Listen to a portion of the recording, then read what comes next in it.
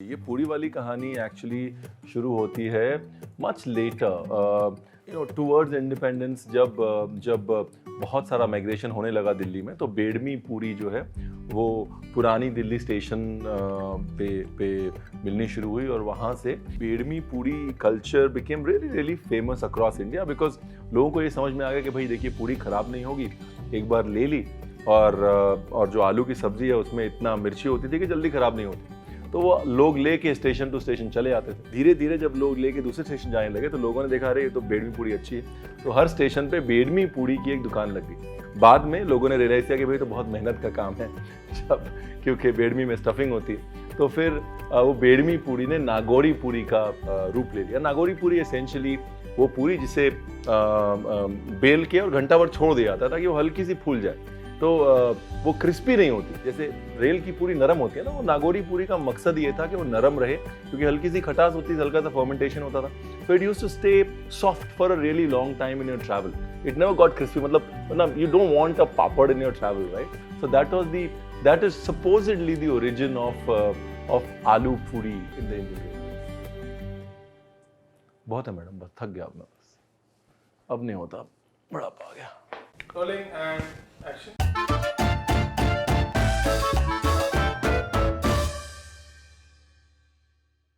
यार रात का टाइम है और रात को जब भूख लगती है ना मेरे को, तो एक ही चीज़ करता हूँ मैं, थोड़े उबले आलू पड़े होते हैं, उसकी सब्जी बना लेता हूँ। लखनऊ रेलवे स्टेशन में ना एक आलू की सब्जी मिलती है पूरी के साथ, and every time I am missing home और it's late in the night, that's what I cook. No onion, no garlic, all you need to have is boiled potatoes in the fridge. You know what's my favorite midnight snack? जब बिल्कुल भी कुछ भी करने का मन नहीं करता, मेरा फेवरेट मिडनाइट स्नैक है गुड़ और चना। That's what I like. सबसे पहला जो रेलवे कॉन्वर्सेशन है वो 1857 से शुरू होता है, जब जेन्युइनली रेलवेज ने ब्रिटिशर्स की हेल्प करी हमारे फर्स्ट वॉर ऑफ इंडिपेंडेंस को दबाने में। लेकिन 1864 के करीब रेल में खान पान का सिलसिला शुरू हुआ 1864, and that's when people started experimenting with food on a train. और कहते हैं फ्रंटियर मेल सबसे पहली ऐसी ट्रेन थी जिसमें एक प्रॉपर रेस्टोरेंट था और लोग जो है उस ट्रेन पे सिर्फ उस रेस्टोरेंट में खाना खाने के लिए चढ़ते। पानी और टमाटर, simple, no rocket science, just make sure that हल्दी थोड़ी बहुत भुन जाए, ज़्यादा नहीं भुनी, इसलिए तुरंत पानी डाल दिया। पानी नहीं डालता तो कलर ख़राब हो जाता, तो ये ब्राउन सा बन जाता कुछ।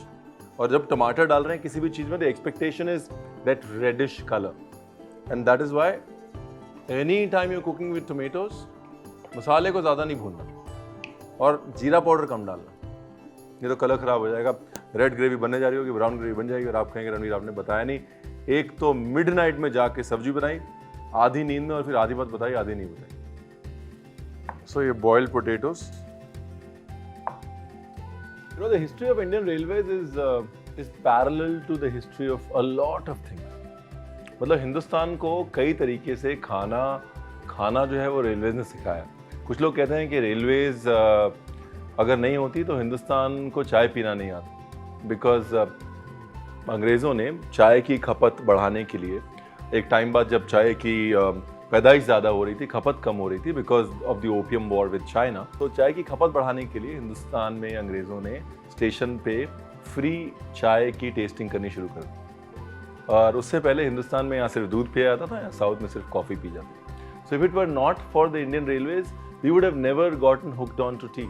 T would not have been an Indian beverage. वो इंग्लिश बेवरेज रह जाती है अगर स्टेशन पे वो फ्री की चाय पिलाना ब्रिटिशर्स ने शुरू नहीं किया था। और आज देखिए, कल चाय हमारी गुलाम थी, आज हम चाय के गुलाम। थोड़ा सा जैसे टमाटर गलने लगेगा ना, वैसे नमक डाल दूंगा। So again, no onion, no garlic, something that's easy to do, simple to do. टमाटर गला, नमक डाला,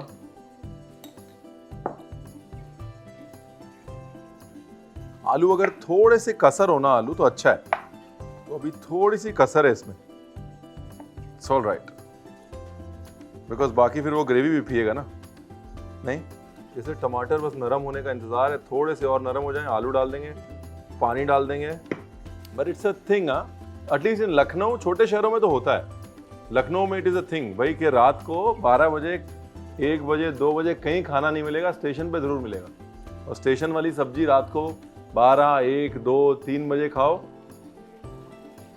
और उसकी याददाश्त सारी ज़िंदगी रह जाती है। भाई एक बात तो पक्की है, मतलब छोटे शहरों में, अब लखनऊ हमारा छोटा ही शहर है, छोटे शहरों में स्टेशन जो है ना वो 24 आवर होता है। So any time you are hungry you know कि भाई स्टेशन पे आलू की सब्जी तो मिलेगी and that's what I remember. मतलब ग्रोइंग अप अगर भूख लगी है 12 बजे, स्कूटर उठाओ, LML वेस्पा होता था मेरे पास, स्कूटर उठाओ, स्टेशन पे जाओ, आलू की सब्जी खाओ पूड़ी के साथ। आज भी जब भी रात को भूख लगती है ना, आलू की सब्जी का प्रोग्राम बन ही जाता है।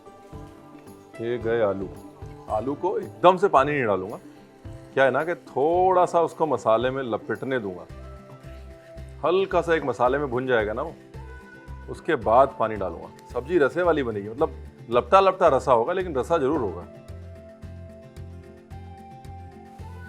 ये गया पानी एंड लगाओ ढक्कन,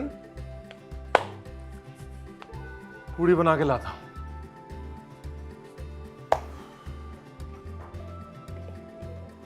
जैसे आलू गल गया ना, तो अब आलू ने गल के ऑलरेडी ग्रेवी को गाढ़ा कर दिया है। बस थोड़ा नमक,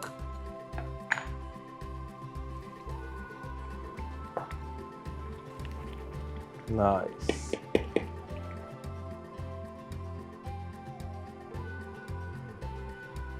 चलो जी, एंड वी आर डन।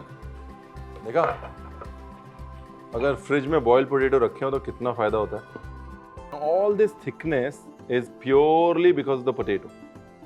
आलू के घुटने का जो गाढ़ापन है वो है। मतलब कुछ नहीं चाहिए, पूड़ी चाहिए।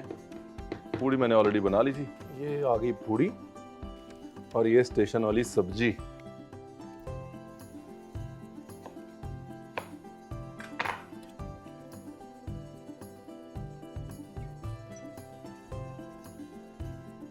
नाउ इमेजिन नवंबर दिसंबर की ठंड है,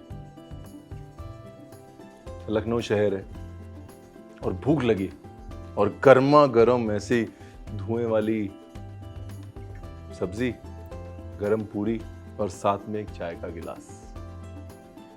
रात को 12 बजे इससे अच्छा कुछ हो सकता है क्या? नहीं ना।